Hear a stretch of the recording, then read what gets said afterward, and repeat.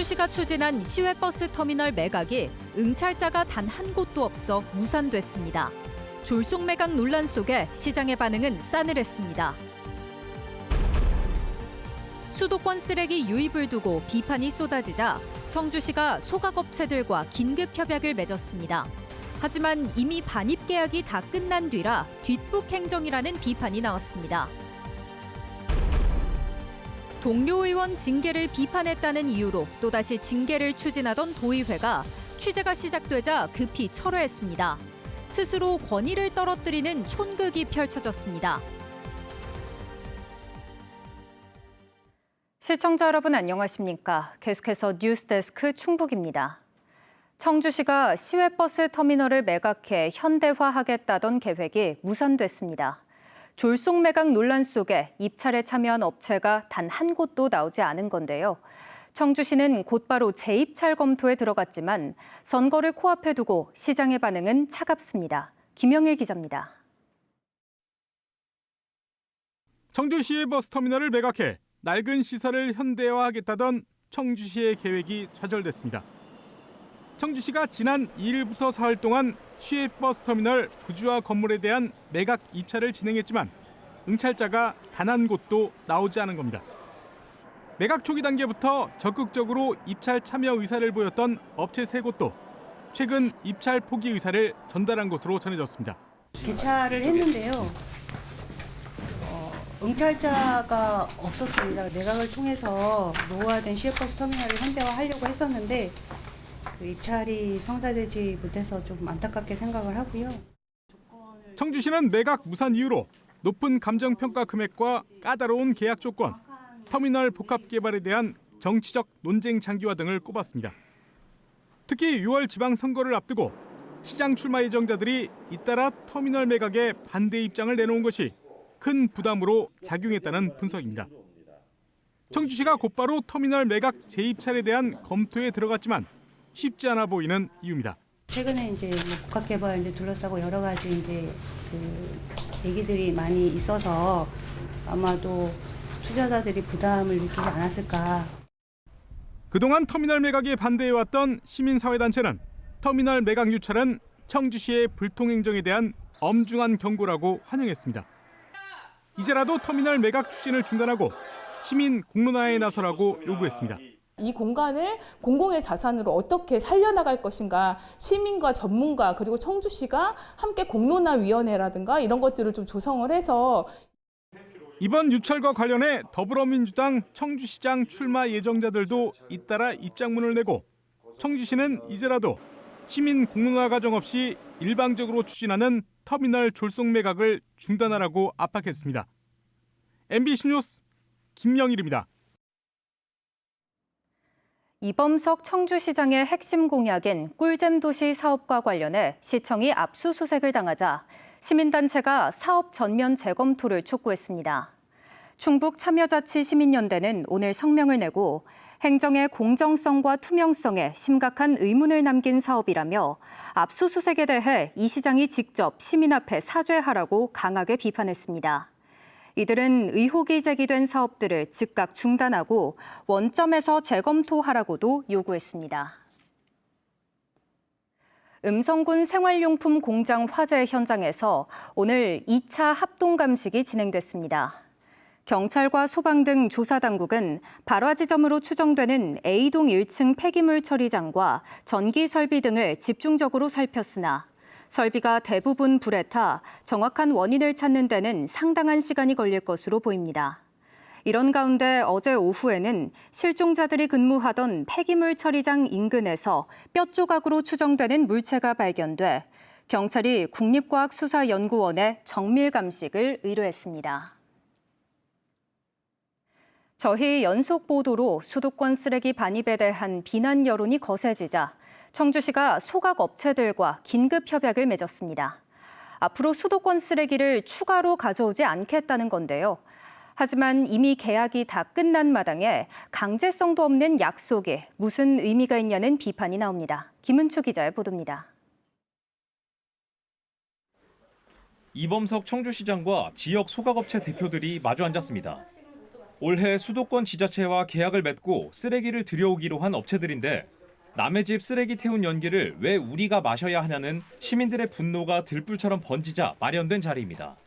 청주시는 업체들과 수도권 쓰레기 반입을 자제하자는 업무 협약을 체결했습니다. 올 연말까지 추가 입찰에 참여하지 않고 이미 따낸 계약 물량도 가능한 한 다른 지역에 있는 계열사 소각장으로 넘겨 청주 반입을 줄이겠다는 게 핵심입니다. 잘 말씀드립니다. 리뉴에너지가 전국의 사업장이 굉장히 많죠. 예, 지금 소각장은 8개 운영하고 있고요. 충남에 지금 4군데가 있고 충북에 저희 리뉴 충북이 있어가지고요. 하지만 이번 협약이 소일코 외양간 고치기에 불과하다는 지적이 나옵니다. 이미 수도권 지자체들의 쓰레기 반출 계약이 모두 끝나 당장 올해 수도권 5곳에서 청주로 들어올 쓰레기만 2만 7천 톤에 달합니다. 가장 많은 2만 1,000톤을 계약한 업체와 3,200톤을 들여오는 업체는 그나마 다른 지역에 계열사가 있어 물량 분산을 기대해 볼 수 있습니다. 하지만 물량을 넘기려면 해당 지자체의 허가도 받아야 하기 때문에 실제 이행될지는 미지수입니다. 게다가 서울 강남에서 쓰레기 2,300톤을 들여오는 업체는 소각장이 청주 한 곳뿐이라 다른 지역으로 넘길 방법조차 없습니다.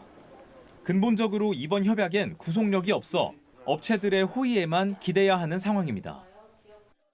이걸 준비하려고 했었다 그러면 작년에 했었어야죠. 작년에는 아무 대책 없이 냅두고 있다가 지금 이제 와서 1년에서 최소 3년간은 지금 계약이 이미 되어 있기 때문에 그대로 들어오는 거예요. 청주시는 한계를 인정하면서도 업체들을 설득해 반입량을 줄이겠다고 밝혔습니다.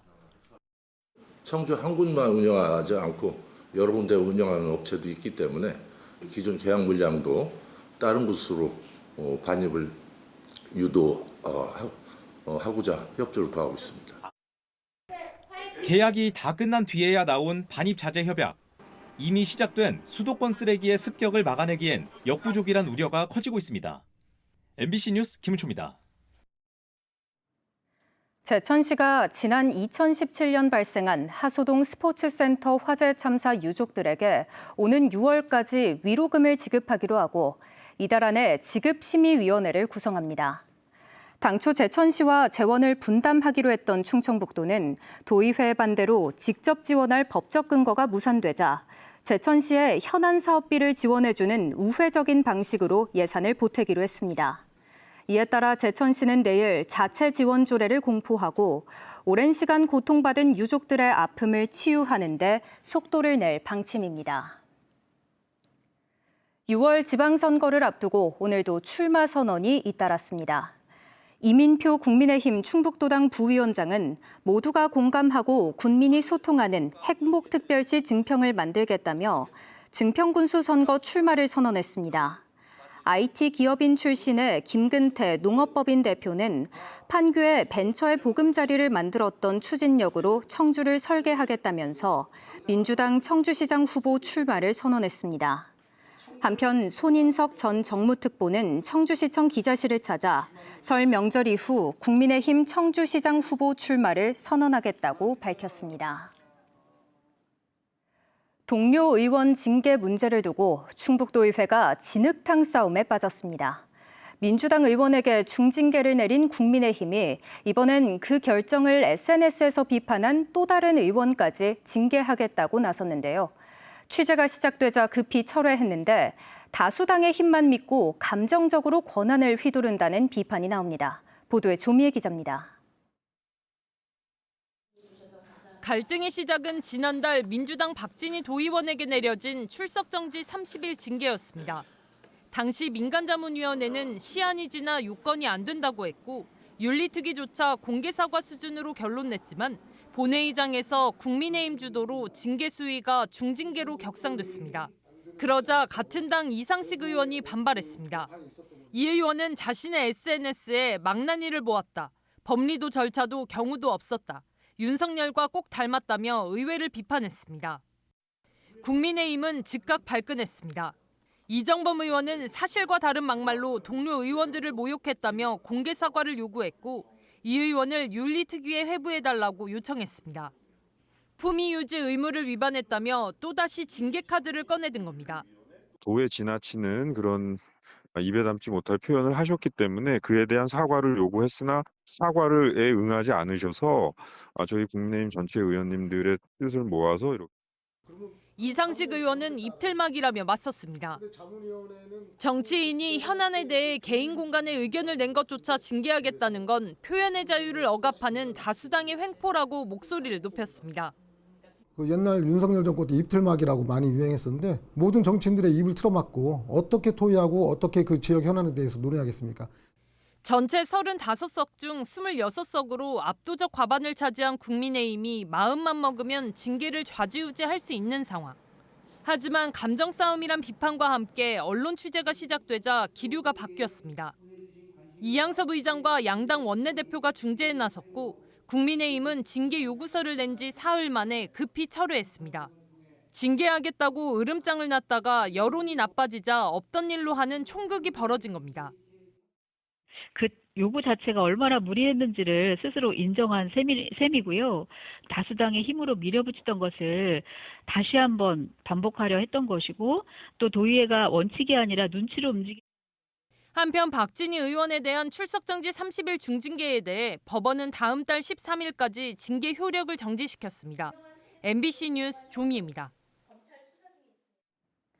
지역 MBC 편성 책임자 협의회가 정부의 장애인 방송 제작 지원 예산 대폭 삭감 조치에 대해 사실상 장애인 방송을 포기하라는 선언이라며 강력히 반발하고 나섰습니다. 협의회는 오늘 성명을 내고 최근 방송미디어통신위원회와 시청자 미디어재단이 전년 대비 30% 수준으로 예산을 작성해 신청하라고 통보한 것은 큰 충격이라고 밝혔습니다. 이들은 재정 여건이 열악한 지역 방송사에게 정부 지원금은 수어 방송과 화면 해설 등을 유지하기 위한 생명줄과 같다며 정부는 삭감된 예산을 즉각 복원하라고 촉구했습니다. 오는 6월 치러지는 충북교육감 선거 출마 예정자 가운데 처음으로 김성근 전 충청북도 부교육감이 예비 후보로 등록했습니다.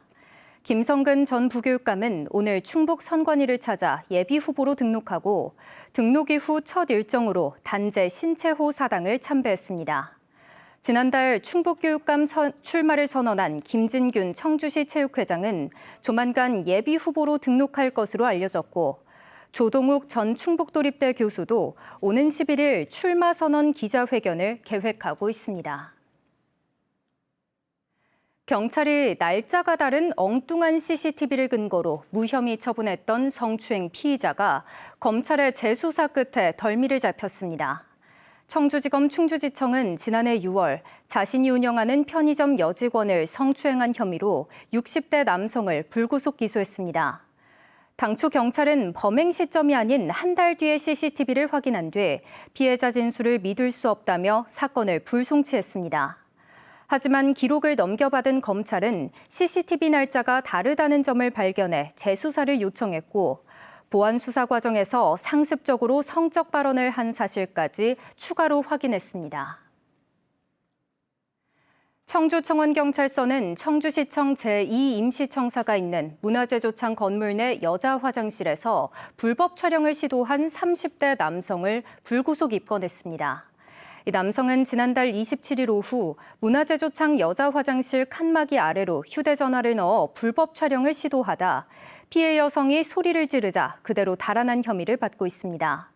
CCTV 추적을 통해 신원을 특정한 경찰은 피의자가 시청 공무원은 아닌 것으로 파악됐다고 밝혔습니다. 음성노동인권센터가 외국인 노동자 2명이 실종된 맹동면 공장 화재와 관련해 성명을 내고 현장에서 이주 노동자가 이해할 수 있는 실질적인 안전교육이 이루어졌는지 확인해야 한다고 주장했습니다. 뉴스를 마칩니다. 고맙습니다.